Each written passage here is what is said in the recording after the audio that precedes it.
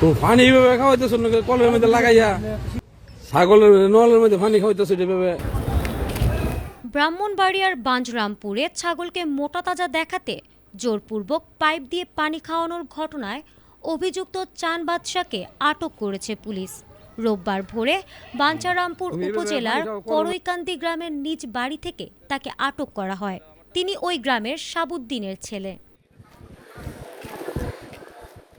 Police ও স্থানীয় সূত্রে জানা গেছে, বুধবার সকালে বিক্রির জন্য একটি ছাগল নিয়ে রূপসদ্বীপ বাজারে আসেন চান বাদশা। অভিযোগ রয়েছে, ছাগলটির ওজন বাড়াতে তিনি পাইপ দিয়ে জোর করে পানি খাওয়ান। সামাজিক যোগাযোগ মাধ্যমে ছড়িয়ে পড়া ভিডিওতে দেখা যায় তিনি দুই পায়ের মাঝে ছাগলটির মুখ চেপে ধরে আছেন। এ সময় আরেক ব্যক্তি পাইপ দিয়ে ছাগলটির মুখে পানি ঢালছেন। অবলা প্রাণীর সাথে এমন নির্মমতায় তার শাস্তির দাবি জানান স্থানীয়রা। এ ঘটনার পর গতকাল শনিবার সন্ধ্যায় চান বাদশার সহযোগী শাহাদাতকে আটক করে পুলিশ। এরপর রোববার ভোরে চান বাদশাকে আটক করা হয়। ব্রাহ্মণবাড়িয়ার অতিরিক্ত পুলিশ সুপার মোহাম্মদ ওবায়দুর রহমান জানান, ফেসবুকে ভিডিও দেখার পর তদন্তে নামে পুলিশ।